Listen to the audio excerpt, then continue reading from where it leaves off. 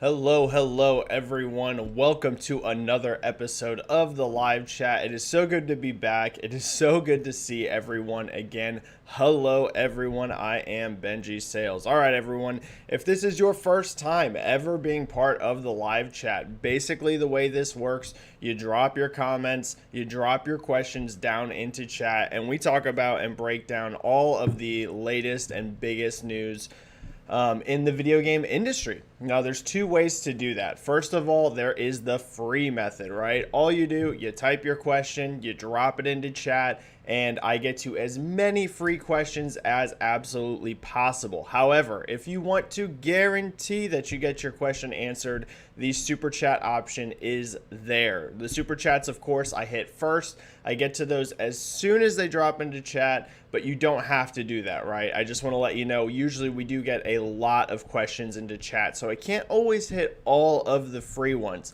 But like I said, I try to hit as many as possible. In terms of housekeeping notes, there's not a whole lot of big new housekeeping notes over here for me or for the channel. Just thanks everyone for being here. Thanks everyone for all of the support. We're closing in on 3,000 subscribers over here. Got about 300 subs to go, a little bit less. So make sure you spread the word. Make sure you let everyone know. My goal is to try to get to 3,000 subscribers sometime early next year. Not going to happen this year, but I think we can get to 3,000 subs probably early next year, maybe like a January or February. All right, so what are we here? What can we talk about today? Obviously, the biggest and the craziest news is going to be Cyberpunk 2077 has been completely pulled from the PlayStation Store following lots of drama around the game in regards to its performance on last-gen platforms, right? There's bugs really across the board. The PC version seems to be in the best shape. However, the Xbox One and the PlayStation 4 seem to be having lots of issues. This really came to a head last night when Sony made a statement that Cyberpunk 2077 on digital storefronts, right? So PlayStation Network is completely delisted, and Sony is offering refunds for all purchases of Cyberpunk. Now, this is almost unheard of for a giant AAA game, right? We've seen maybe certain scenarios in the past where, you could get some refunds within maybe like a certain time window if you haven't played for very long, for example, on Steam or things like this. But Sony completely took a giant AAA game, removed it from their store, and it doesn't matter if you've played this game for 20 hours. They will let you refund it. This is crazy. This is going to have giant, long-lasting repercussions on CD Projekt Red as a company. We are seeing their stock price take an absolute beating really over the last, not even just today, but over the last week. So lots of things here, right, that we can talk about. So make sure you start dropping those comments and questions around this into chat. We can talk about other things, right? We don't have to only talk about Cyberpunk, but with that being such big news, I imagine there's going to be a ton of questions around that. But if you want to talk about something else, you can talk about really any video game questions. You just drop them down into chat. All right.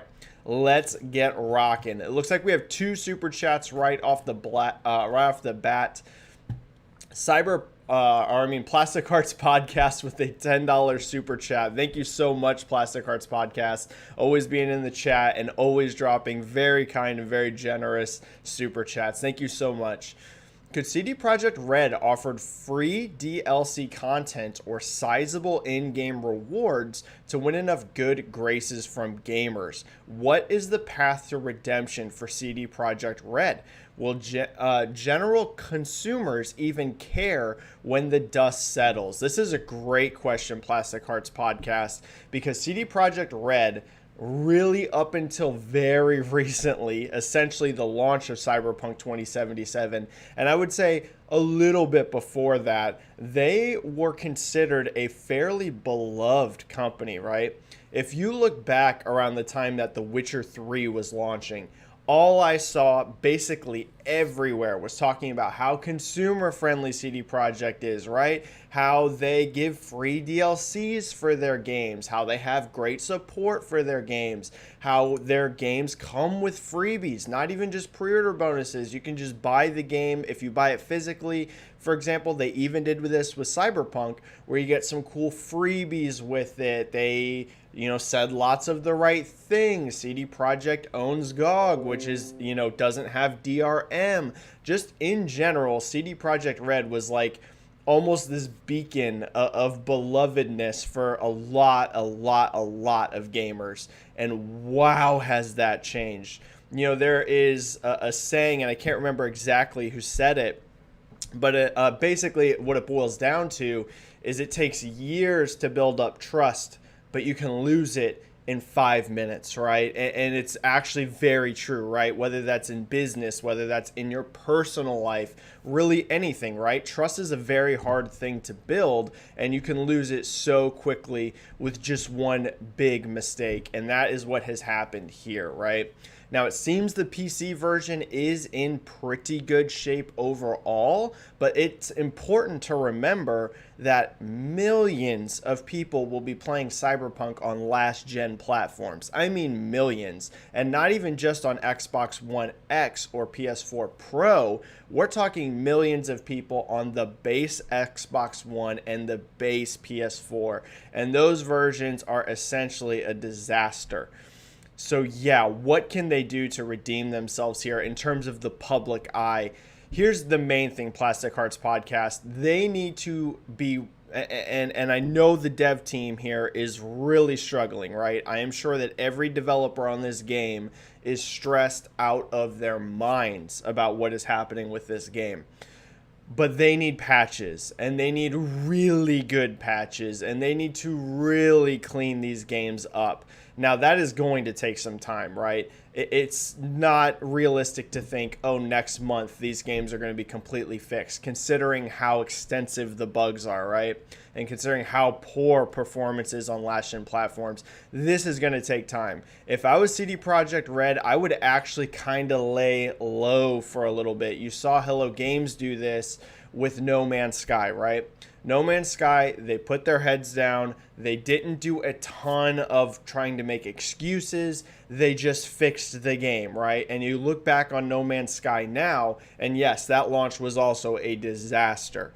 But now, the game is amazing, right? People love the game. It just won an award at the Game Awards for like its long-term support, right? So you can turn games around. The key here is there needs to be no excuse making. There needs to be no blaming consumers or anything like that. They need to 100% focus on fixing the game. And yes, free DLC of some sort. I'm not sitting here saying there should be no paid DLC or anything like that. But part of the other reason why No Man's Sky has had such a turnaround is so many of these updates have been completely free. They're gonna have to work very hard to redeem their image here. And I don't blame the devs, right? This is the thing. Jason Schreier just came out with a big report over on Bloomberg. I know it's very easy to blame the developers, but if you read his recent report, essentially the dev team knew, right, that this game was not going to hit the milestones that management was setting for it. The blame here needs to be on leadership at CD Projekt Red. Okay, I mean, I understand that delaying a game is tough. I understand that they were trying to get in on time for the big holiday sales. But at the end of the day, if your game is not ready to launch, it needs to be delayed, right? And there needs to be some serious accountability over there in terms of the leadership, in terms of letting the game launch in this state. Like I said, if you haven't read Jason Schreier's report, very much go and read it. It sounds like the deadlines that were set by management were always unrealistic. The dev team knew that they were unrealistic, but the developers themselves that are building the game, they're not the ones that make the decisions. It's the businessmen. And yeah, there needs to be some big accountability there. All right, several more super chats dropping. Killian Butler here with a super chat. Hey, Benji, great to catch another live chat. Thank you so much, Killian. No question there, but thank you for the super chat, and thank you for always being part of chat, Killian. Timmer72299 with a 10 super chat. Thank you so much, Timmer. Thank you for all your great work as always. Hi, Benji. Given Skyrim made billions in revenue per LinkedIn, game and merch, do you see the Elder Scrolls 6 making less? Or do you think the hype will be unmatched and there will not be any decline? Timmer, this is a great question. So here's what we know, right? Skyrim is the best-selling RPG of all time for a single-player RPG. Now, of course, it's probably not whenever you count MMORPGs in terms of revenue, right? That's going to be World of Warcraft if you look at how much money WoW has generated over the many years it has existed. But in terms of a big single-player AAA RPG, Skyrim is the biggest we have ever seen in sales, in revenue, etc. So the interesting thing here for Elder Scrolls 6, Timmer, in terms of how much money it can generate, is that it's going to launch day one on Game Pass, right? Just like all Microsoft Studios games. Now, I still expect the game to sell very well. Just because you're on Game Pass doesn't mean you're also not going to sell units. For example, Forza Horizon 4 is on Game Pass, but it has continued to sell very well. So I expect Elder Scrolls 6 across the board to still sell a metric ton of copies, especially on PC. And if it does come to PlayStation, obviously there's no Game Pass on PlayStation, so you're going to sell a ton of units there as well. But it's hard for me to imagine that Elder Scrolls 6 in terms of raw units is going to sell as much as Skyrim, because Skyrim has been across multiple generations. It's been on every single platform you can essentially name, and there was no Game Pass factor there, right? My hunch is that Elder Scrolls 6 might not sell as many copies as Skyrim long term. I expect launch to be bigger than Skyrim, but long term it might not sell as many units, but it could, if the game's very good, generate a similar amount of revenue depending on how you count it, right? I'm sure a ton of people will subscribe to Game Pass. I'm sure Microsoft's going to see a giant subscriber boost as soon as Elder Scrolls 6 comes out. The main question here, Timmer, is also the state of Bethesda, right? I think we're going to know a lot depending on how Starfield is received, right?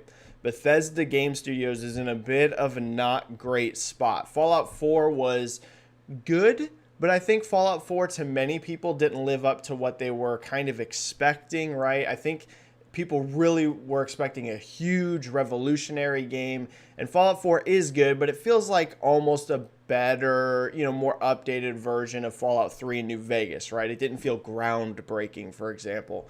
Then you saw Fallout 76, which at launch was a complete disaster. And then you've seen Elder Scrolls Blades be, not good. So I feel like Bethesda in general is going to have a very critical eye on them. Timmer, if Starfield is really freaking good, like if it's amazing and people love it, that's going to really renew people's excitement for Bethesda. So I actually think Starfield itself will play a factor into Elder Scrolls 6 performance as well. But of course, Elder Scrolls is such a huge IP, people will be hyped out of their minds. Killian Butler with the 5 super chat. CD Projekt Red threw Sony and Microsoft under the bus for refunds in their apology statement, so Sony pulled the game from their store, LOL. You know what, Killian? I actually think that is a factor. Okay, so let's go into that. And it might sound controversial, right? It might sound almost petty if you look at it. Like, businesses don't do petty things like this. To be perfectly honest, I think CD Projekt Red's statement did influence Sony pulling it off of the store. I'm not going to say it's the only reason, but let's look at the facts. There have been other games that launched on PlayStation that are incredibly buggy, right? I'm not making excuses here for Cyberpunk. It should have never launched in this state. But what I mean, Fallout 76 at launch was a complete disaster in terms of how that game ran, in terms of bugs, in terms of things like this, right? We've seen, you could go on and on. I could, tell you a ton of broken games that have launched. But here's the thing CD Projekt Red, I feel like, made a very big mistake on, is, yes, essentially insinuating, hey, if you want a refund, just talk to Sony and Microsoft. And I don't think Sony took that well, especially because I'm sure they got absolutely flooded in people hitting them up saying, CD Projekt Red told me you are going to refund this. Why aren't you refunding it? I even saw tweets that were going viral that were doing I mean thousands and thousands and thousands of likes and retweets of people arguing with Sony customer support over this, I do feel that might have influenced their decision. Because here's the thing, Sony did not say before CD Projekt Red just said, hey, go talk to them about a refund, that they were going to refund this game. And now all of a sudden you're being flooded with people that are angry saying, well, they said that you would refund me. I'm sure Sony didn't take that well, right? I'm sure their leadership did not love that. I'm not going to sit here and tell you that's the only reason this happened, but I won't be surprised at all if that is a factor. Because here's the thing, Sony is your partner, right? You need to do very good communication with them before you start throwing around big things here like talk to them for a refund, right? You need to be doing heavy communication. So I'm not going to tell you that that relationship is forever destroyed or Sony will be bitter forever. But if I'm in Sony's position, I kind of get why they did it. All of a sudden, you're getting nonstop requests for refunds. It's like, okay, well, then we're just going to take your game off the store and come back to us whenever it's fixed. So, I get it. And killing, I agree. I do think that was a factor. I do think it was a factor behind what happened. All right, super chats are cleared for now. Thank you so much, everyone, for all those super chats. Javier Macias Leon. Hi, Benji. So Cyberpunk has gone from being the most anticipated game of the generation to one of the worst launches. It is so sad for the fans that have been waiting for years to play this game. It is very unfortunate. I am a big CD Projekt Red fan ever since Witcher 2. So much so that back whenever I used to post on forums, I was known for always having a Geralt avatar. Like, I always had Geralt as my avatar. So since Witcher 2 and then Witcher 3, I loved that company, right? And I still love what they are overall, their goals and their concepts as a company is, right? They want to deliver big RPGs. They want to deliver immersive games. They want to do like a lot of quest writing and dialogue. These are things I really like. But this launch is incredibly unfortunate, and it will legitimately hurt their reputation in the industry. Like I said, they went from being almost the poster child for the company that you want your PR to look like in terms of like how much gamers love you to almost the exact opposite. Wow, what a change just a few months can bring. We just had another super chat drop from Timur. Thank you so much for a second super chat, Timur72299. Thank you so much. If Gearbox is working / has been working on a new Duke Nukem game since DNF released in 2011, do you see the budget being in quadruple A territory? Timur, I'd be surprised. I actually wouldn't be shocked if you saw Duke Nukem come back in some sort of way. Just because it is such an old IP and it's one that a lot of people have nostalgia for. But Timur, if you ever see another Duke Nukem game, I think it will be a very small budget, almost side thing, right? Whether that is like a remaster / remake of some of the older games or almost just like a $20 or $30 budget title.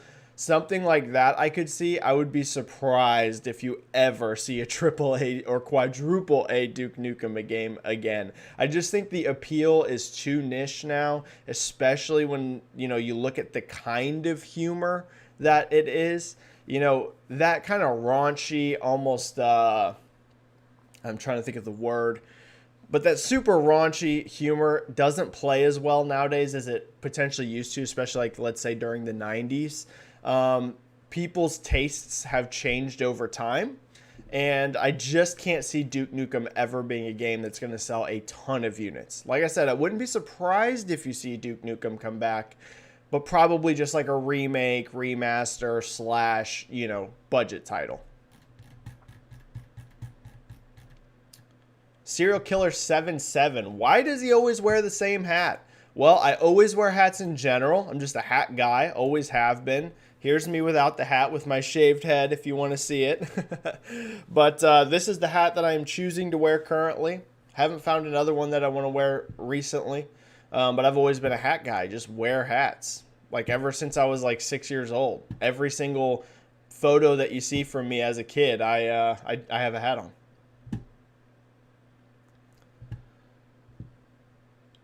Costas.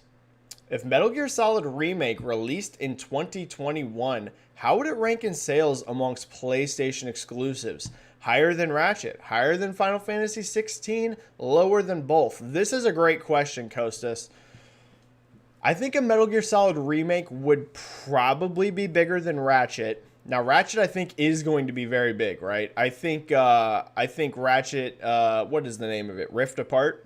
I think it's going to be the best-selling Ratchet game of all time, right? So I'm expecting it to do very, very well. But I think a full-scale, if we're talking Demon Souls level remake, I do think Metal Gear Solid Remake would be bigger than Ratchet. Metal Gear Solid is a huge franchise. Metal Gear Solid 5 sold extremely strongly. And if you look back at the original game, there is so much love there for that title. If they really went through and gave this game a triple A, amazing, high quality remake, I think the hype would be huge. I don't know that it would be bigger than Final Fantasy 16. Could be. But 16 has potential to be very big, right? We've seen some Final Fantasy games reach as high as close to 10 million units. So, that might be tough, right? Final Fantasy 7 Remake was already over 5 million quite a while ago, and it's probably gone higher than that. After this holiday, it's probably going to add another million or two after this holiday is done with. So it's probably going to be up in that 6-7 million range. So that might be tough, especially if 16 performs really, really well. So I would say I'm less confident it would sell more than 16. Not impossible. I'm just not like super confident. But I think it could sell higher than Ratchet and Clank. Yes. Wow, I think we just had a big super chat drop. Let me hit that super chat. Wow, Vertical 21 with a 20 super chat. Thank you so much, Vertical 21. That is incredibly generous and incredibly kind. Thank you so much. Have you talked about Cody's and EA? Yeah, Codemasters. I have not. Can't decide if it's worse than Take-Two. Wonder if being so big they can have more autonomy like Respawn will probably keep their engine. I kind of have two thoughts below. One, I feel bad for Slightly Mad because they barely escaped EA after Need for Speed Shift. They even used a loophole to keep their tech. Two, I wonder if Need for Speed could help Codemasters such as engine and other tech, etc. So yeah, this has been a crazy thing. Anyone that has not seen this, there is like a bidding war that is going down with Codemasters, right? Originally, it looked like Take-Two was going to buy them for around $1 billion, which is a lot of money. And then EA swooped in, and now they have an offer of apparently $1.2 billion. Crazy. So I have a couple thoughts on this Vertical 21. First of all, this goes back to something I've been saying for a little while now, and that is that we are in a consolidation phase of the gaming industry. I've been talking about this for months. In fact, we might even be up to years now that I've been talking that this was coming, right? It was just inevitable. We really see this across the board in media, so it was kind of foolish to think it would never happen in games, right? When you look at movies now, there's a few big house movie makers, right? Of course, you still have those smaller indie and just kind of mid-range production studios, right?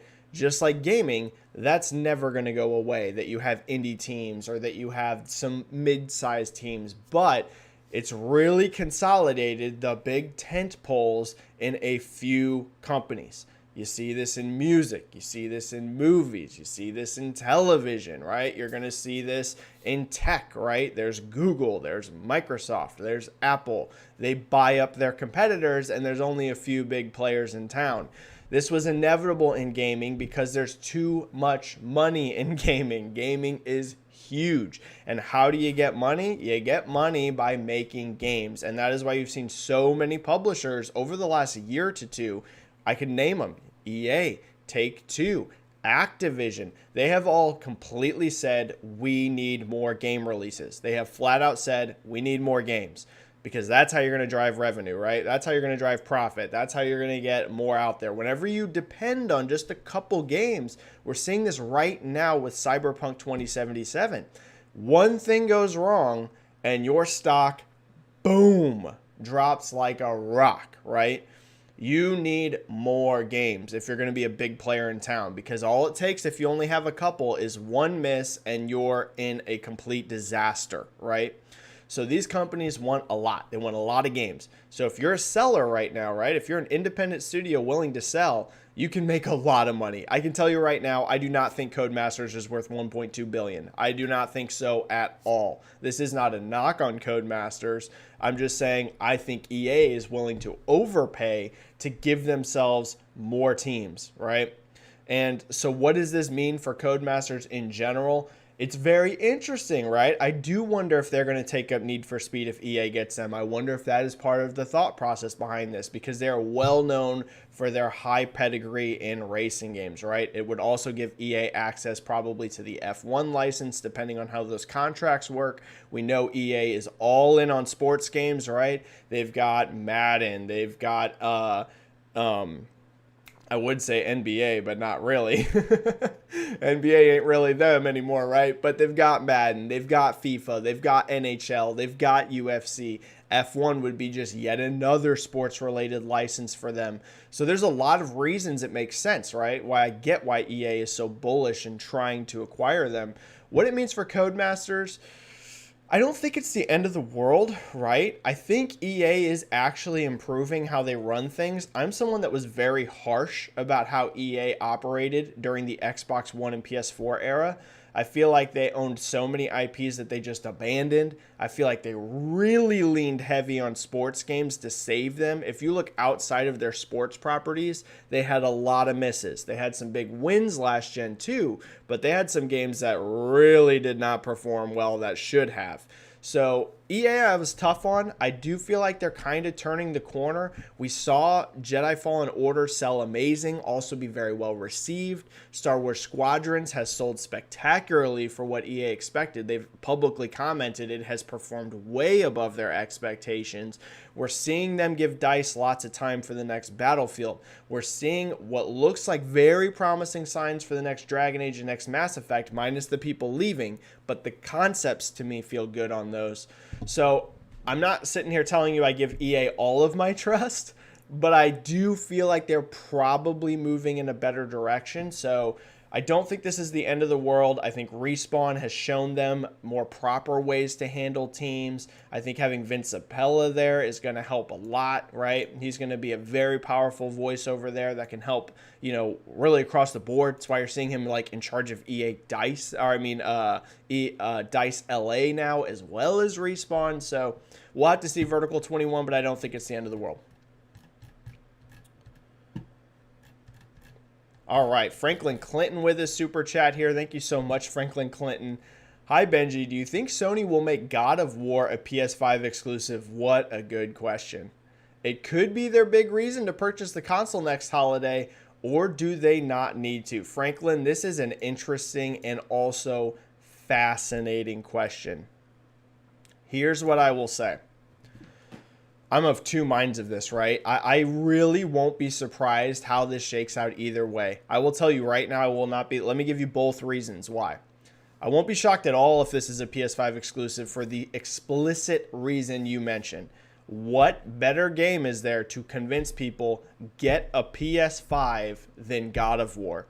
God of War 2018 is unbelievably beloved. It took that franchise to a whole nother level, both in terms of critical reception as well as sales. It is by far the best-selling God of War. It ain't even close, and it actually made that franchise popular in markets that it wasn't traditionally before, right? For example, God of War was never that big in Europe. It was really always a very US-focused game. Now, it wasn't like a bomb in Europe, but God of War sold the bulk of its units. The most popular market for God of War was always the US before. But we saw God of War 2018 do very well, obviously, in the US, but also really well in Europe. Now, it hasn't broke out in Japan yet. Japan is still actually very not interested. God of War performed very badly in Japan. But across the world, right, that franchise has gone to a new level. And it also won a metric ton of Game of the Year awards. So what better game is there to be like, hey, you don't own a PS5? This is your reason. Come get God of War. So that makes sense to me to have it a PS5 exclusive. On the other hand, just like we're seeing with Horizon and just like we're seeing with Miles Morales, there's only going to be so many PS5s out there that first year. And something like God of War is going to have a colossal budget, right? Like Horizon Forbidden West, that game ain't cheap. That's going to be $100 million+ game, right? That game is going to cost a freaking lot. When you're talking marketing, when you're talking production, it's going to be real expensive. God of War is going to be really expensive. So you want to have, on the other hand, I'm presenting the other viewpoint here. You want as many people to be able to access these giant budget games as possible, so it's easier to recoup your money, right? Sony doesn't have a Game Pass right now, right? Microsoft, yes, they're doing cross-gen, but I'm saying if they theoretically wanted to, they could look at these as more of a long-term play for Game Pass and kind of make that excuse to be like, well, we're not going to necessarily make back all of our budget on day one, but if we fuel subscription growth, that's going to lead towards the overall production cost, right? Sony doesn't have that with their day one launches. So it's a mixed bag, Franklin.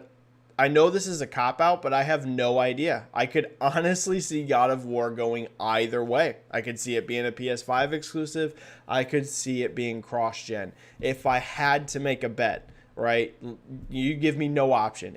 You must make a choice.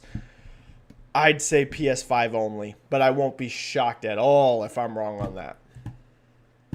Thank you for the super chat. All right, super chats are cleared again, everyone. Thank you for a great turnout today as well in the chat. Thank you so much, everyone.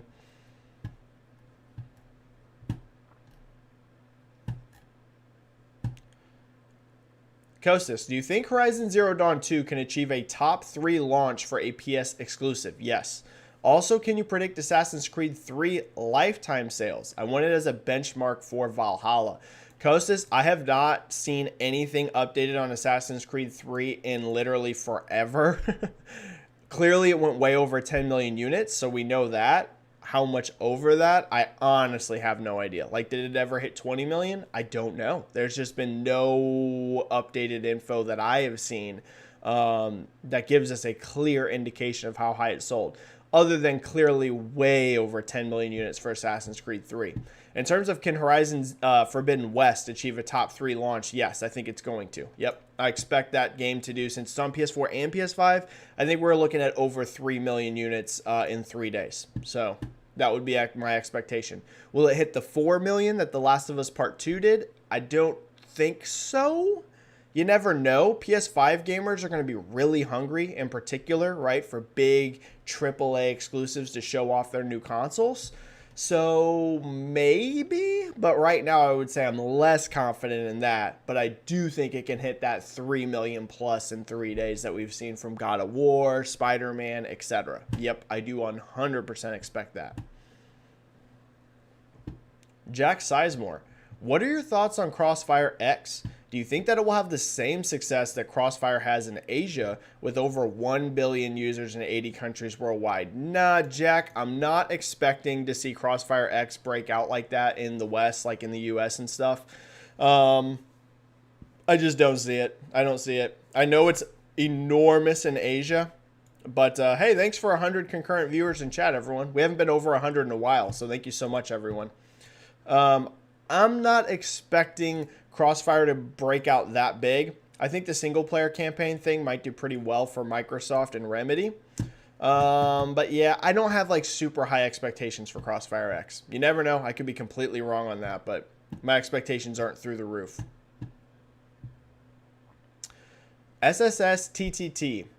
It may be irrational, but I think what CD Projekt did was worse than the typical greed and anti-consumerism you see out of, say, Activision, pretending to be a champion of the people and scamming them.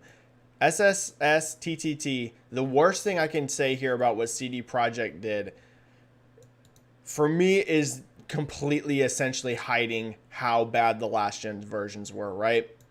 The thing here that was the worst thing about all of this was that all reviews were only done on PC, which is clearly the best version of the game, right? There's just no debate. The PC version runs the best, it looks the best, it is the best version of the game. And you always want to present your game in a good light, right? I mean, I can't blame someone that's a publisher and in marketing trying to make your game look attractive. but completely hiding how awful performance is on last gen platforms, yeah, that's not a good look. That is not good at all, especially for a very, like you said, pro-consumer company.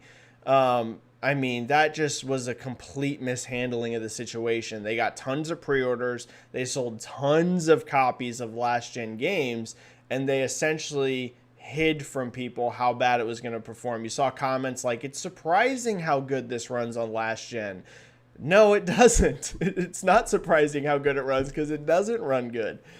Again, I'm not here to be scathing and drag CD Projekt under the bus. I'm not a big fan of... what's the word I'm looking for here? I'm not a big fan of, like, you know, a ton of people going after someone in a very mean-spirited way. I'm trying to think of the word. I'm just blanking. I'm not a big fan of that, but at the same time, I do think you need to hold people accountable, right? You can't just let people get away with things that aren't pro-consumer. And there's no doubt that the way that they handled this, not good at all. They should have been a lot more transparent about the state of those last gen versions. Super chat just dropped. Let me hit that super chat really quick. Franklin Clinton 98 with a super chat. Do you think, with a big one, and I think that's your second super chat, Franklin. Thank you so much. It is. Thank you so much, Franklin Clinton. Do you think cross-gen game sales are sometimes hurt by players waiting to get a next-gen console before purchasing? Interesting question. I know a few people waiting to find a PS5 before getting Miles Morales, for example. I think there is some degree of that, Franklin, right? I don't think it's one of those things that nobody waits, you know, to get a next-gen console. But at the same time, I think exposing your game to such a massively larger install base, right? It will be a very long time before PS5 has the amount of active, you know, players as a PS4 does. So even if there is some degree of people waiting, which I'm sure there will be, right? I also, Franklin, just like you, have had people comment on my posts on Twitter and things and be like, yeah, I'm not going to play this game until the next gen version, until I get my PS5, until I get my Series X. So there's definitely some of that. However, you're also talking about over 100 million PS4s out there, right? And you're still talking about 50 million-ish Xboxes out there for cross-gen games. So I think what you make up in people that are going to wait, you kind of get back in just the sheer bulk of the install base. So it's a little bit of both, but I think the one outweighs the other, if you get what I'm saying. Thank you so much, everyone. This has been the biggest chat in quite a while. 130 concurrent viewers. Thank you so much, everyone. Thank you, thank you, thank you. This is amazing. Ronan Felipe here. Benji, about PS5, when do you think it will be a little bit more easier to buy one? Ooh, it's going to be a while. In Brazil, Amazon listed again, but it's going to delivery after January 27th. USA, I read, it's really hard to get one. Yes, Ronan or Honan, right? I guess it depends on where you're living. So I apologize if I'm pronouncing your name wrong. Yeah, it's going to be a while. I would not expect PS5 and even for that, for example, Series X in the US, right? I know it's a little bit easier in some markets to find Series X and S, but in the US, it is impossible to find a PS5, a Series X, or a Series S. All these next-gen consoles, they are completely sold out, like across the board. And you're talking about how in Brazil, it is also January 27th. I'm not expecting console levels to even out until summer. Honestly, I know that sounds like a long time. I'm sure in the springtime there will be a little bit, right? I'm sure as soon as you hit the springtime, it'll be better than it is this holiday, but I still don't think you're going to be in a great spot. I think summer of 2021 is going to be where things hit a point where it is fairly easy to go into a store and buy a PS5 or a Series X. I really think it's going to be then, not until very late spring or early summer, you know, kind of that May, June territory. The demand is just through the roof for these consoles, and also production just has not caught up to demand. And that ain't going to catch up in like a month, right? It's going to catch up in several months. So It's a bummer, right? I know people, my boss at work, he literally has been setting alarms in the middle of the night trying to catch whenever they go on sale, and he can't even get one setting alarms for like 2 a.m. in the morning. So it's a nightmare, right? But it'll hopefully, I think, late spring, early summer. I think that's going to be, that's what I'm expecting. Jack Sizemore. With the new Perfect Dark game being announced, do you think that we will eventually get a revival of old school Xbox IPs such as Banjo-Kazooie, Crimson Skies, etc.? Jack, for me, Banjo-Kazooie has to be happening, right? If you're Microsoft and there's no Banjo game in development when you own that many studios, it's a big mistake, right? Banjo isn't one of these games that's a 20 million unit seller, right? However, it does appeal to a market that Xbox and PlayStation, to be frank, have been somewhat ignoring, and that is the family-friendly market, right? You can be an adult and love Banjo-Kazooie, but you can also be 10 and love Banjo-Kazooie, right? Not so much the case for all of these hardcore M-rated, like, here's the thing. I doubt there's a lot of 9 and 10-year-olds playing The Last of Us Part 2, right? I would not let mine. That's going to be up to everyone on how they allow their kids, but there are some very adult things happening in games like that, right? So Sony and Microsoft have both kind of ignored this, and you're seeing Nintendo have just colossal results by also helping that market, right? Mario, Zelda, all these games that can be played by everyone. I'm not saying Sony and Microsoft need to just have all of their games be family-friendly titles. No, not by any means. But you have an IP like Banjo-Kazooie. It's a perfect fit. It, gives you a wider portfolio of options for consumers. Yes, they have Minecraft, which is huge with kids. But yeah, somebody's got to make Banjo. Crimson Skies, I don't really know. You see people joke and say things like brute force and conquer. These ones I'm not very confident in at all, but Banjo-Kazooie specifically, yes, someone at Microsoft needs to be making a Banjo game. They have 20 studios now or something crazy? Come on, somebody can make a Banjo game. Sounds PP7. What impact, if any, do you think Cyberpunk's shoddy launch, as well as CD Projekt Red's response to it, will have on future AAA releases in terms of messaging and playability? This is a great question, Silence PP7. This is a great question. So, here's the thing, right? I think this was a message to the industry in general. We've kind of had these before, right? We've had games like Fallout 76 that launched broken. We've had, again, I could go down the list. But this was a huge game. It had 8 million pre-orders. And the blowback is immense. Now, am I going to sit here and tell you that this is going to make all games now launch bug free and we're going to be in this utopia where we'll never see a broken game again at launch?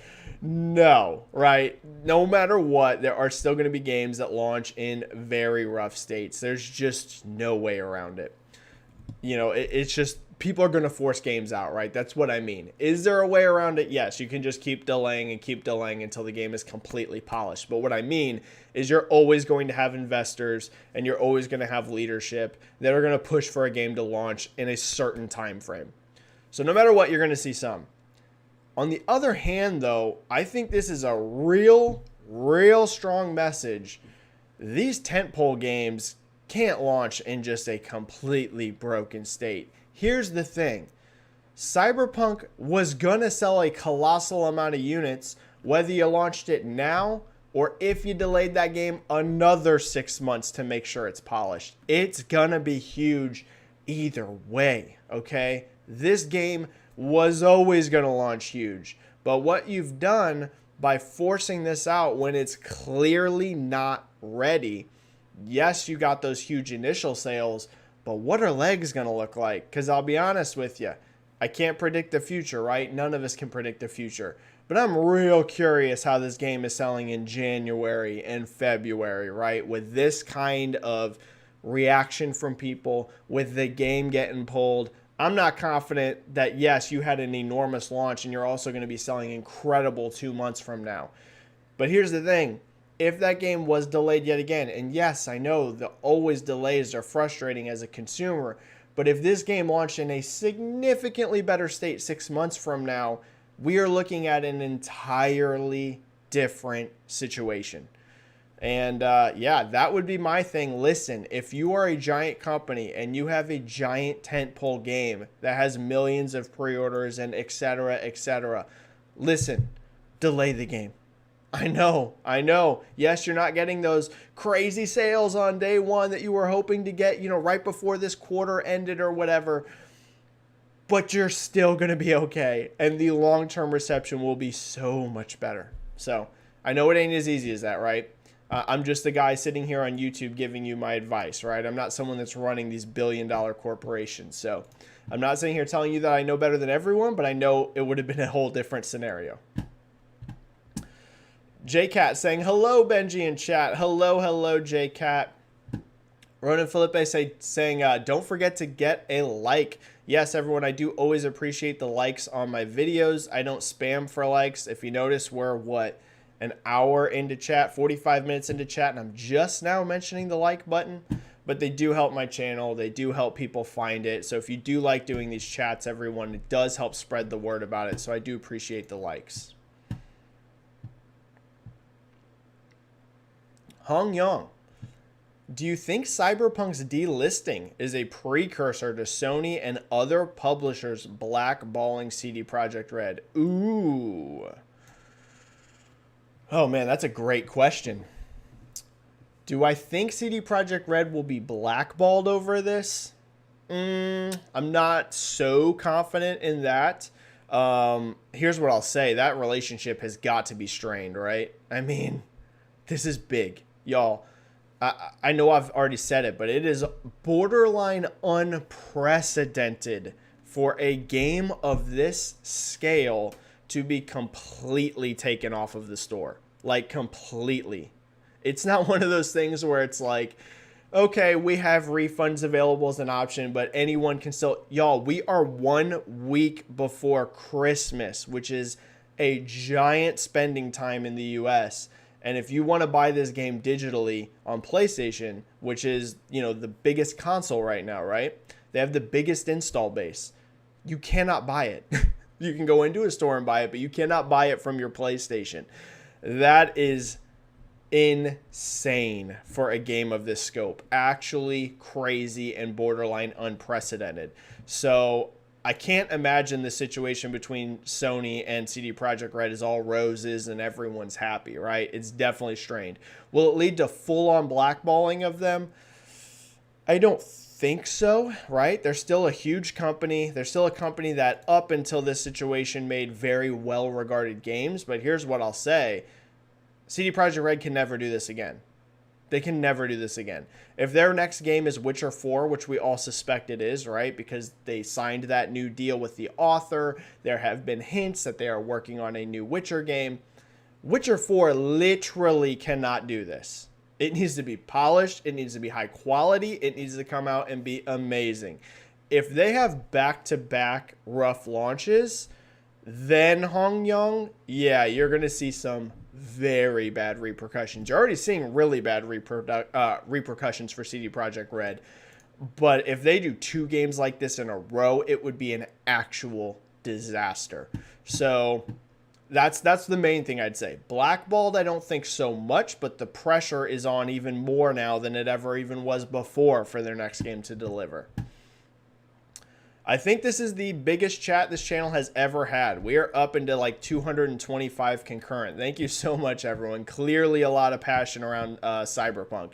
So thank you, everyone. I think this is the biggest chat in the history of this channel. So thank you so much. Costas. Tomb Raider has sold 81 million. That means the new trilogy has sold 32 million to 35 million. Isn't that surprising? Well, Costas... Not necessarily. The very first entry of the new Tomb Raider trilogy was huge. It sold a lot of units. Now, yes, that is a giant amount, right? 32 to 35 million for the new trilogy. That means on average, right? This is the average. That doesn't mean each of these games actually sold that many.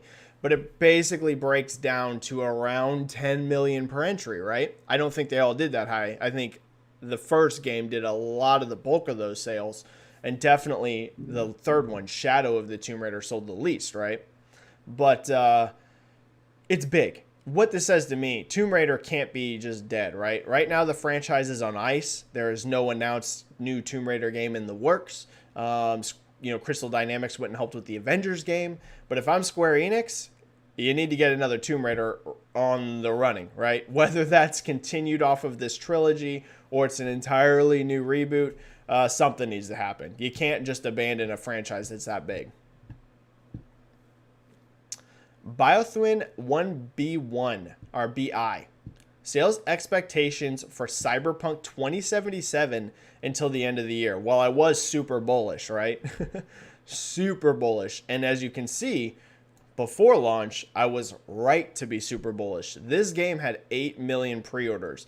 Now, I cannot recall another game ever having that many pre-orders in history. That doesn't mean that there wasn't one, right? Maybe Grand Theft Auto 5 or something had that many, but no publicly announced game that I can ever recall hit 8 million pre-orders. So Cyberpunk was either the most pre-ordered game of all time, or it was one of the most, right? In that top echelon, alongside the Grand Theft Auto 5s, alongside the, whatever. Just imagine the biggest launches in the history of video games. Cyberpunk was in that conversation. And now, I have no idea. I think this game's going to fall off hard in its second month. Now, who knows? They could bounce back, right? Like I said, predicting the future is very hard. So maybe, 6 months from now, it has another massive resurgence. But what I would say, I think you're going to see a very, very severe second month fall off for this game. So my sales expectations, if it had 8 million pre-orders, that means it's going to do way over 10 million in its launch month. I would say that would have meant if the reaction was good, it was well on its way to 20 million plus by the end of the year. I know that sounds crazy, but if you're at 8 million pre-orders, it could have done 20 million plus by the end of the year. Will it do that now? Ooh, I don't know. That's tough. That is tough because we just don't know exactly yet how wide these repercussions will.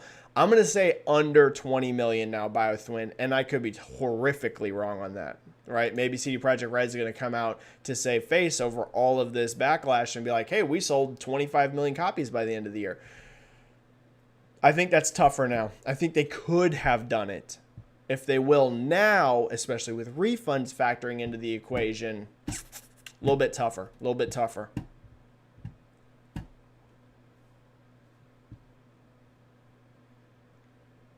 All right, I am going to start picking some questions from people that have not gotten questions answered yet, everyone. Since we've been going for almost an hour now, I'm going to still go for a little bit, so don't worry, everyone. The chat is not ending right now, but I'm going to be a little selective of people that have not gotten a question in because this is an enormous chat. This is the biggest one I think this channel has ever had. And, of course, super chats, too. Super chats and people that haven't gotten questions answered yet. JCat, I see some people saying that CD Projekt Red should sell to Microsoft. Just because their stock has gone, it doesn't mean that they are looking to sell. Exactly. Moreover, they don't even own The Witcher or Cyberpunk IP. 100% correct. 2, just the video game rights. So what would they be buying them for? GOG? Yeah, JCat.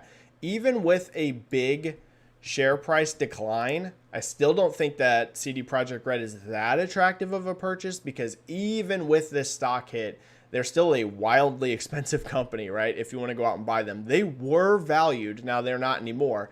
But prior to Cyberpunk launch, they were valued more than Ubisoft, which is crazy to me.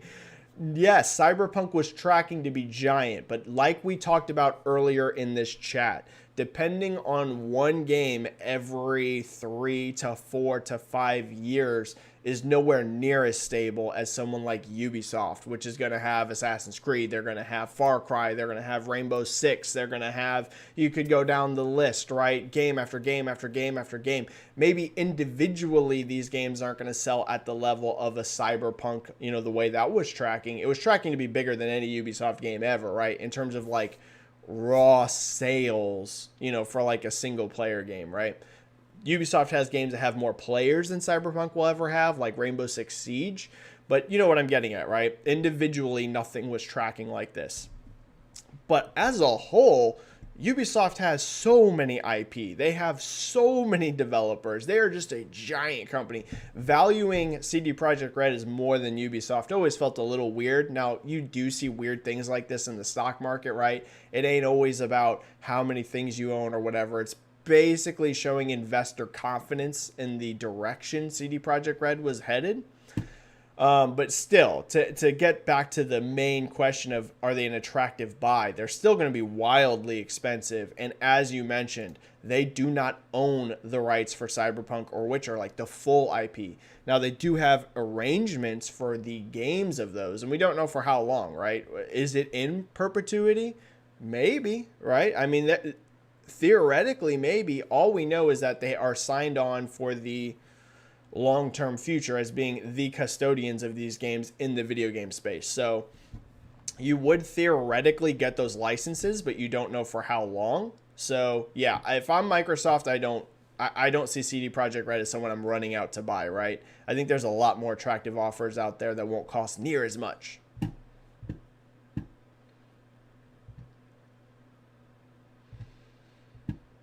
All right, I think I saw a super chat drop, so let me hit that super chat. Franklin Clinton 98 with his third super chat. Unbelievable, Franklin Clinton 98. Thank you so much. 3 super chats in one chat. Will Cyberpunk be the most refunded game of all time? Oh, wow, what a good question. Also, I think you missed 2 super chats by Gaming Addict. Oh my God, did I really?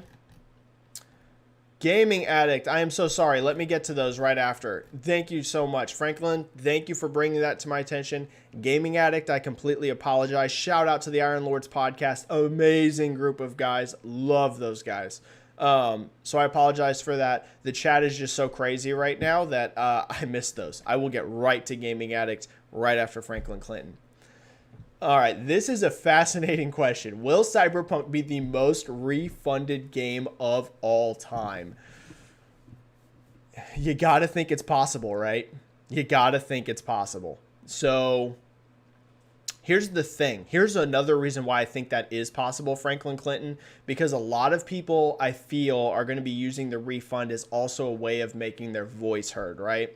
Not just the overall state of the game, but feeling like people were misled, feeling like CD Projekt Red wasn't truthful enough about the way that they handled this game pre-launch. I think you're going to see a lot of refunds also coming from a place of not just directly how the game runs, but also the principles behind what happened here, right? I think a lot of people don't want to ever see something like this again, right? The disparity between the PC version and the Xbox One and PS4 versions is immense, okay? It's not one of those things like, hey, it runs best on PC, because that's going to be most games, right? The vast majority of games, they're going to be best on PC just because it has the most powerful hardware if you're willing to spend it, right? If you want 120 plus FPS with all the effects, you can make that happen. The difference here is that on PC, the game seems to be mostly okay, but on console, it is a disaster for the last-gen platforms. It ain't one of those things like, yeah, PC's the best version, but the last-gen version is, you know, still pretty good. No, it's that the PC version is pretty solid and the last-gen version is a complete wreck. And I think a lot of people are going to be doing refunds, you know, as a way of saying we don't want to see this kind of thing happen again. So Cyberpunk, or Franklin, will it be the most refunded game of all time? I would say there is a definite possibility. There is a definite possibility. All right, the two super chats here from Gaming Addict. Thank you so much, Gaming Addict. Here supporting Benji. He deserves the success. Thank you so much, Gaming Addict. Like I said, I'm pretty sure this is the biggest chat the channel's ever had.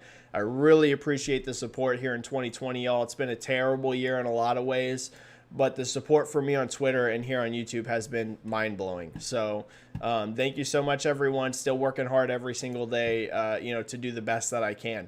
I don't claim to be the best sales analyst business guy in the world, but I work hard to be as good at it as I can. So thank you so much, everyone. I really appreciate that. And then Gaming Addict with another great question and a second super chat.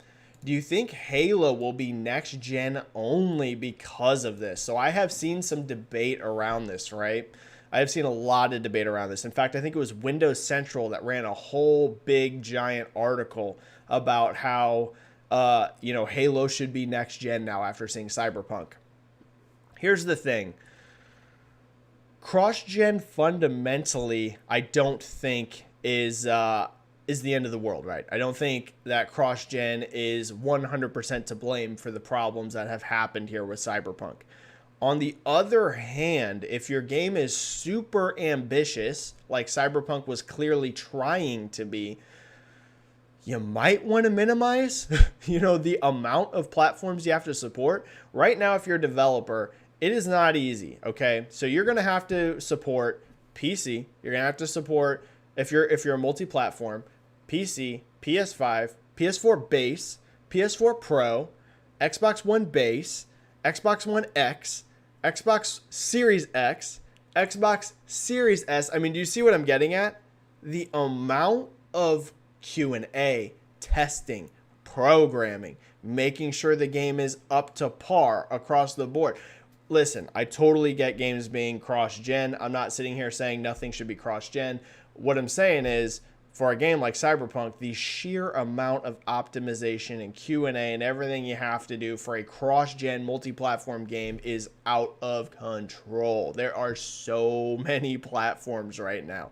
In the case of Halo, clearly they would have less, right? They're just going to be supporting PC and the Xbox ecosystem.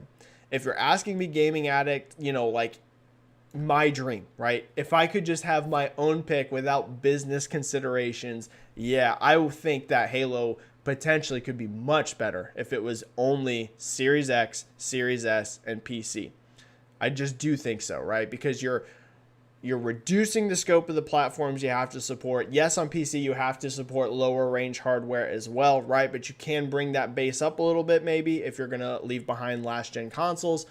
Do I think it will happen? No. I think Microsoft already announced this game for Xbox One. I think that they've already kind of gone all in on saying this is a cross-gen game. However, it being a fall 2021 game, maybe you could say, hey, listen, we delayed this a full year, right? I mean, we were going to do cross-gen, but we're a year later now. So we've kind of shifted our priorities.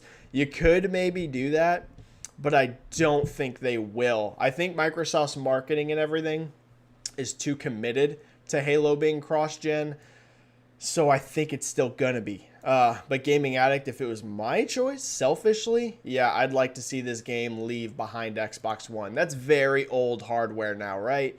I mean, the Xbox One is old, okay? It's old. So I would like to see it.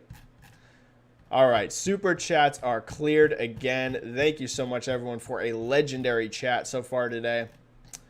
I'm going to keep going because this chat is so big. It's so great. We're going to still go for probably another 15 to 20 minutes. Probably 15 to 20 minutes is going to be how much longer we get on chat. So obviously, I'm going to have to be selective because chat is packed.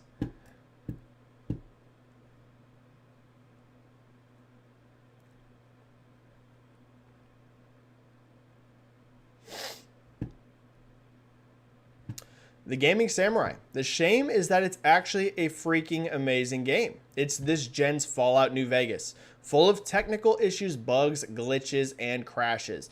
Yes, overall Gaming Samurai, the overall thing I'm hearing from a lot of people, I have not played it myself. I own the game on Xbox, but I've decided to completely wait, right? I'm going to wait. I hear on Series X it runs pretty good, and I have a Series X, but I'm still gonna wait. After all of this craziness, I still own the game.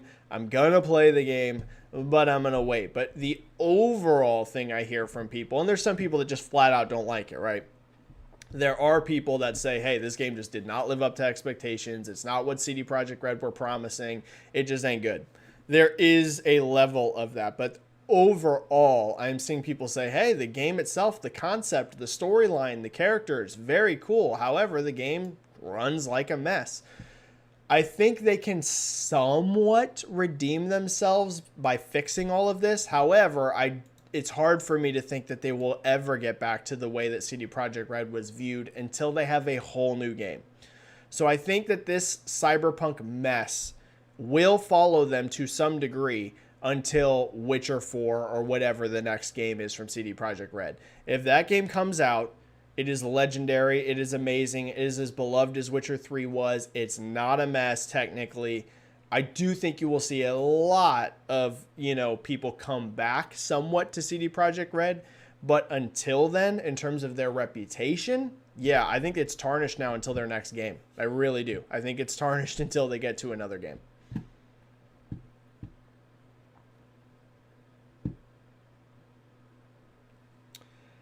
Sonatine here saying, hi from France. Hello to France. I love seeing people from all over the world in chat. I love it. It's one of the best things about this. Benji, do you think the game can be saved? Is CD Projekt Red in dangerous situation for the future? So I have seen some people theorize this is the end of CD Projekt, right?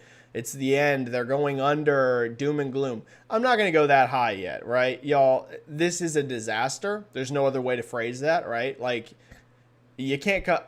People know me. I'm a pretty optimistic. I'm a pretty upbeat. I'm a pretty, positive guy for the most part, right? We all have our times where we're not positive and we're not upbeat, even me, right? It's impossible to be. But you can't say that they're in a great spot. I mean, it's a disaster. This is literally a disastrous launch. But I'm not in the situation where I think it's the end of CD Projekt Red. Kind of how I've mentioned throughout the chat, it's all about their next game. I know it's crazy to already throw to the future so far because their next game is probably 4 or 5 years away, and they still need to fix Cyberpunk. But I still have some hope that they can rebound to some degree, but it's going to be a while. It's going to be a while. This isn't going to be one of those things that the gaming community just forgets overnight, right? You see some things that are like super controversial for like a week, and then it's not, right? Like you see this actually a lot. This is not going to be one of those. This is going to follow this company for a very long time.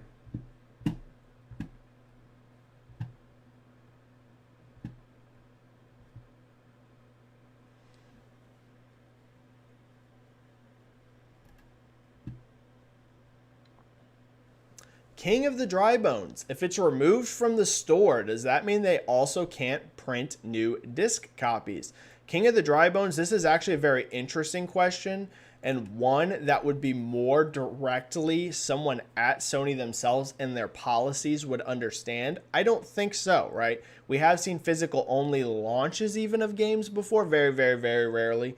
But it is a thing that has happened, not for a while though. But you also see digital only launch with no physical, and that's actually very common. So I don't think you have to support both, right? I'm pretty sure that Sony will allow you to kind of do whatever. Again, I don't know the specifics of Sony's contracts and how their publishing works.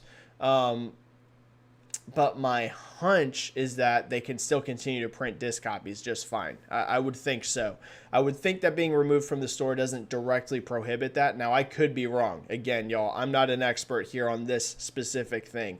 But I would think they can still print physical discs. I would think.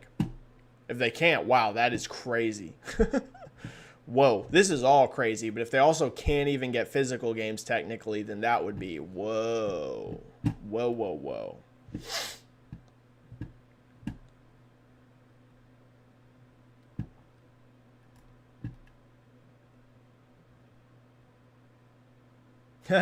Mateus saying, there's people saying now that due to the removal of Cyberpunk 2077 from the PS Store, Cyberpunk is now an Xbox exclusive. Well, technically, it kind of is digitally, as funny as that sounds. Now, clearly, it's not a true Xbox exclusive right now because you can walk into a store and buy Cyberpunk, right? If you go to the store and buy a physical copy, or you go to Amazon, you can order a physical copy. So it ain't a true exclusive, but technically speaking, right now, it is a digital-only Xbox exclusive, as funny as that is, right? As funny as that sounds and weird, technically that part of it is true. I think there might have been another super chat. 2 super chats here from Timmer. Thank you so much. Thank you so much, Timmer. Holy cow. The second one from Timmer saying, you missed a super chat, plus keep being awesome. I am sorry, Timmer. I usually never miss super chats, but right now this chat has been so big that it is messing with my notifications here whenever they pop up. So I am sorry, Timmer. Let me get to your other super chat. You keep being awesome as well, Timmer. You do amazing stuff on Twitter.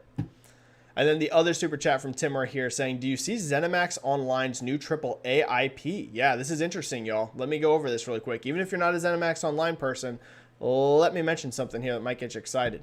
Do you see Zenimax Online new AAA IP being bigger than Elder Scrolls Online, given how successful that game is? So for anyone that has missed this, Zenimax Online is making a big new AAA IP. That is the direct way it was phrased, AAA IP. And they are staffing it up with some very talented people, including Quentin Cobb, who used to be from Naughty Dog, right? So we're looking at some definite talent moving over to this game. Now, obviously, it's going to be in very early development, right? This isn't one of those games that is going to be coming out next month or, even in a year, right? I'm pretty sure this game is very far off considering they're just now hiring up for it. But can it be bigger than Elder Scrolls Online? Timmer, I'm going to say that would be very tough in a long shot because the Elder Scrolls brand is enormous and it was huge prior to Online even launching. And also, yes, Elder Scrolls Online has had very good long-term support. Very long. Like, it's been a surprisingly good performing MMO, right? We all know how hard it is to be successful in the MMO space. Like, hard. There's only a few that are very successful. You're looking at World of Warcraft. You're looking at Final Fantasy XIV. And even that, right, was a huge struggle to get working right. Elder Scrolls has become one of those games. It keeps getting expansions. It keeps getting new players. It keeps performing well. So I would say a new IP matching that would be very difficult, not impossible. They are hiring, like I said, very good talent on this game. But for now, I would peg my expectations lower than Elder Scrolls Online. But I think it can be a good hit. Yes, I think it can. Another super chat here from JW. So do you, with really the question, right? The big question, JW with a $5 super chat. So do you think it will be coming back to PS Store? Yes. But I'm not refunding it. If I get a PS5, will I be able to re-download? So JW, if you own this game, you should be able to re-download it. Now, I haven't tested this myself because I don't have the game on PS5 digitally. But I would think so. This isn't one of those cases, as far as I understand, like PT was, right? Where PT was straight up completely, not only was it removed from the store, but Konami did not even allow you. And that was a Konami decision. That was not a PlayStation decision, where Konami would not even let you re-download the game. Well, game. You know what I'm talking about with PT, right? It was Silent Hills, the demo. This is one of those scenarios where Sony's just not letting you buy it. Right? But you should still be able to play it. You should still be able to re-download it. And also it should be able to still get patch support. So as patches start rolling in, which CD Projekt Red has said that they are going to do, you will be able to get those updates. Basically what's happening is Sony is just outright denying someone coming in and buying the game. But yes, you can still re-download it unless something crazy is happening. But I haven't seen anyone say you can't re-download. And you can get updates. So It will come back to the PS Store. When? I don't think until next year, right? It's already December 18th. I'd be shocked if you see this on the PlayStation Store before the end of 2020. I think this is not going to be until it gets some major patches. So probably early next year, because this is such a disastrous scenario for CD Projekt Red that they are not going to want to take their time in terms of getting it to a state that it is sellable, right? Like, they aren't going to wait 6 months. I mean, my God, if this game isn't able to be purchased for like 6 months, it'd be the biggest disaster I've ever seen, ever. It would be number one. It would be, and right now you can make the argument it's technically number one just considering the expectations. But if we're in one of those scenarios where 5-6 months from now you still can't buy it on the PlayStation Store, it would have to be the biggest disaster in the history of video games. So in terms of like for a single game. So yeah, I'm expecting it next year, probably early, because I think they're going to definitely be fast tracking some patches. Probably January, February, something like that. You see it come back.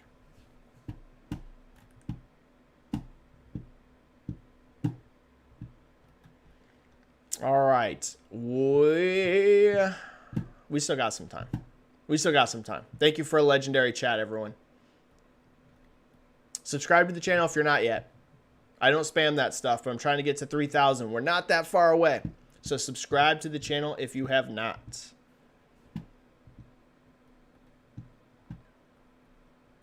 Oh, another super chat just dropped. Holy cow. JW again with a second super chat. Thank you so much, JW.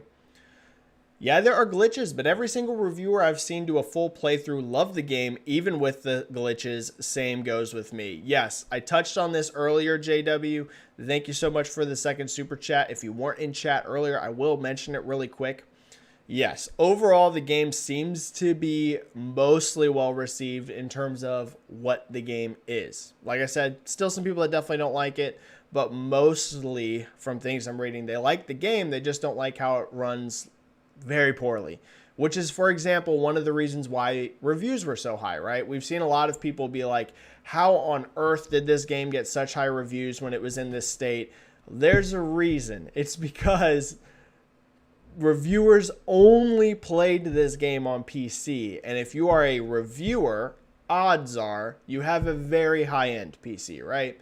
Not all of them. I'm not going to say every single reviewer played this game at maxed out specs or whatever. But if you're working for a major publication, right? If you're working for IGN, if you're working for Game Informer, if you're working for GameSpot, these really huge publications, odds are the person you're going to have in charge of doing a review on of a PC game is going to have a dang good PC. And the bulk of these problems isn't coming from high-end PCs, from consoles. So that's why the reviews looked so good.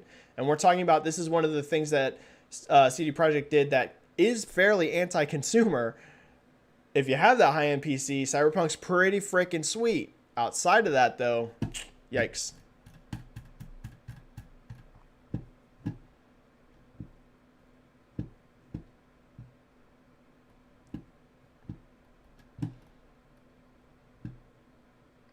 Jess with a very interesting comment here. Grand Theft Auto 5 had 7 million pre-orders, so it looks like Cyberpunk 2077 is the most pre-ordered at 8 million. Thank you there, Jess. Thank you so much for expanding on that. I said earlier I wasn't exactly sure how many pre-orders Grand Theft Auto 5 had. Thank you for the additional context. 7 million pre-orders. So yes, Cyberpunk 2077, 8 million, most pre-ordered game of all time. I mean, come on, y'all, right? How can you have the most pre-ordered game of all time and know a big chunk of people will be playing this on last-gen consoles, right? I'm not going to say the most, but a big chunk, right? Millions and millions of people, and you launch it in that state. It's gonna have bad repercussions.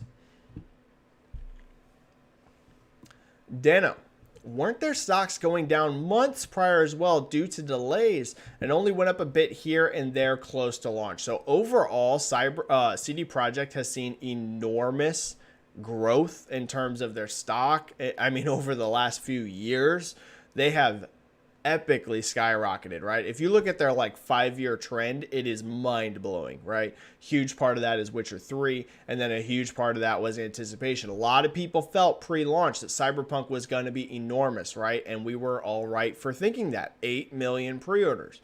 But yes, they had seen a few hits whenever the delays happened. But what we're seeing right now, Dano, really in the last, ever since launch, they've wiped out the majority of their gains, if not all. I would have to go back and look at the exact numbers, but they might have lost all of their gains from the last year. Now, they're still going to be way higher than they were pre-Witcher launch because this game is still selling, I mean, millions and millions and millions and millions of units. So they're still way bigger and more valuable than they were, you know, back before Witcher 3. But they have, I mean, epically dropped. We're talking they have taken some huge losses over the last, really since launch. Since launch, their stock price has gone down a lot. Big Fresh 37 here with a $5 super chat. Thank you so much, Big Fresh. In this divisive gaming time, don't you agree it's a real shame we don't have a Viva Pinata to bring us all together? This is one of the best super chats ever because Viva Pinata rocks. Big Fresh 37, yes, I would love a new Viva Pinata. Right? What a chillin' game. I would love a new Viva Pinata. Do I think it's going to happen? Probably not. Right? Rare seems awfully busy with Sea of Thieves updates, which has now had, you know, gigantic player numbers with Everwild on the way, right? Probably not going to be seeing no Viva Pinata, but I'm all for it. Big Fresh 37. Let's get that Viva Pinata hype train going. All right? Let's get a new Viva Pinata. Let's go. Sino here with a great point.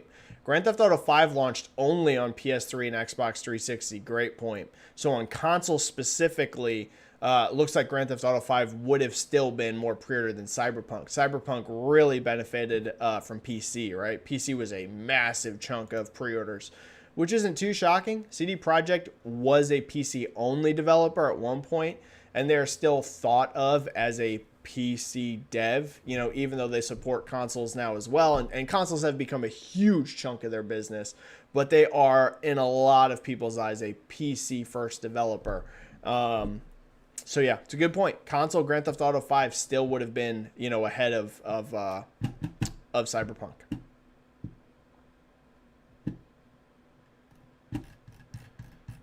All right, I think I'm gonna pull 2 to 3 questions. I think I'm just gonna pull 2 or 3 more, and then we're gonna call it a chat, an end to this legendary chat.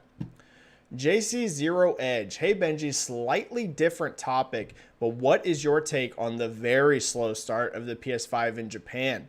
Are they ceding the market to Nintendo? So yeah, anyone that hasn't followed this, you know, because Japan is a different market. So PS5 is starting very slow, like very slow, like wow, shockingly slow for the PS5. Now, of course, worldwide, PS5 had the biggest launch ever for a PlayStation console, right? Which thus means, since it was the biggest launch ever for a PlayStation console, it means it was the biggest launch of any console because the previous record holder was the PS4. So globally, PS5 has had an enormous launch. But yes, in Japan, or PS5 has had an enormous launch. But in Japan, yikes, it is off to a very slow start. Very, very, very, very slow. Are they ceding the market? I'm going to say no. I don't think they're like just giving the market away. The main problem for Japan right now for PlayStation is right now a stock, right? We just know that there's like barely any PS5s even in Japan, right? It's the main problem we're seeing worldwide. But let's look at like kind of the more overarching problem as well on top of just inventory. Is also Sony just doesn't have a lot of games announced right now that are highly appealing to that Japanese market, right? A lot of their games right now are very Western focused. Now, the big one on the horizon clearly is going to be Final Fantasy 16. Here's the problem with that JC Zero Edge. When's it coming, right? If you have really one game that's very big in Japan, right? There's going to be some other ones that should do fairly well there. Resident Evil 8, for example. But out of the announced games right now for PS5, clearly the biggest is Final Fantasy 16. And we don't have any idea when it's coming out. Just no idea. Is it going to be 2021? Is it going to be 2022? I'm inclined to think it's an early 2022 game. If that's true, right, if they don't have any mega Japan games until then, it could be a very rough first year in Japan for PlayStation 5. Yes, very well could be. Very, very well could be.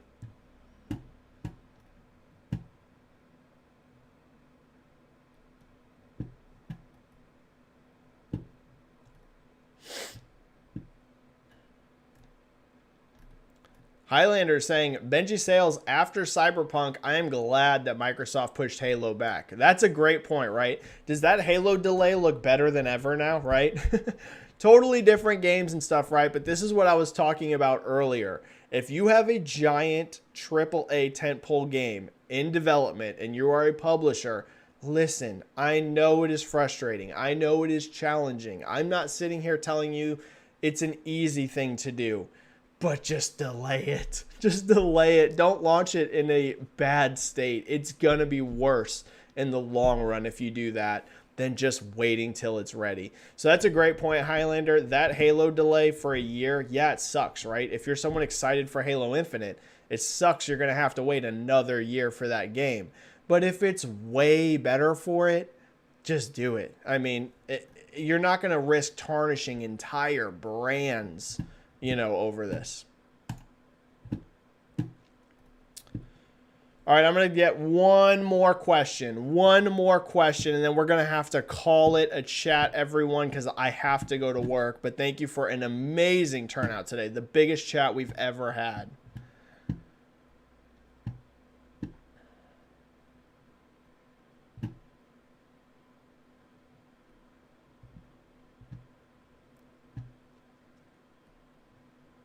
Sorry, I'm trying to find one more really, really good one here to close it out.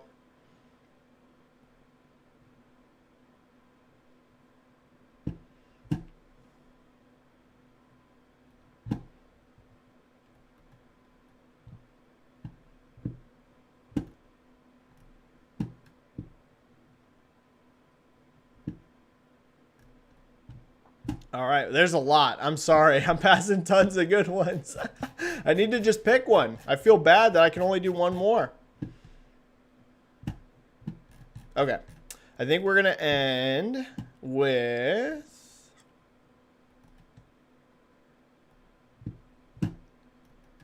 Sorry, I just had one and then I lost it while I was scrolling.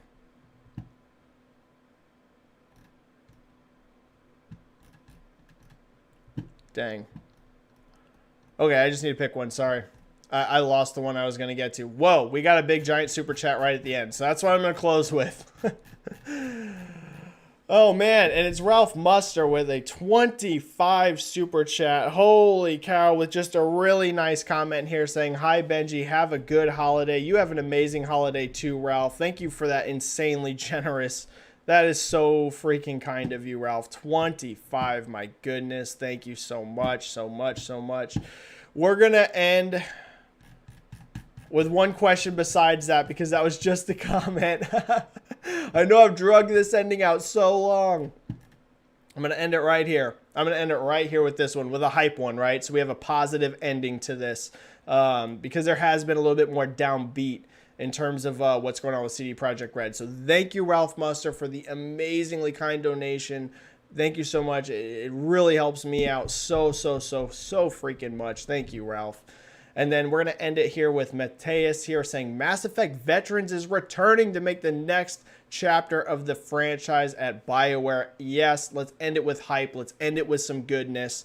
Anyone that missed it, a lot of the veteran talent from Mass Effect 1, Mass Effect 2 that were not part of Andromeda at all are returning for this next chapter of Mass Effect. We're talking people on the art team. We're talking people, I could go list a lot. There's a bunch. Anyone that felt burned by Andromeda but loved Mass Effect, there are reasons to be optimistic. I'm not going to tell you to lose your mind in hype like we just saw with Cyberpunk. Who knows? That game could turn out to be a disaster as well. You never know with games, right?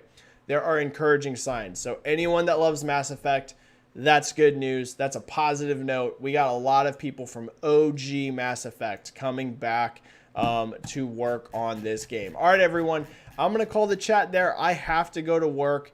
Thank you so much for all of the super chats today. Thank you for a giant turnout. The biggest live chat this channel has ever seen. Thank you so much, everyone. Like the video if you like doing these chats. Subscribe to my channel if you haven't subscribed yet. We do one of these chats every week. Very rare circumstances, we do a second live chat, usually though just one, but we do these every single week, so make sure you subscribe to the channel, trying to get to 3,000.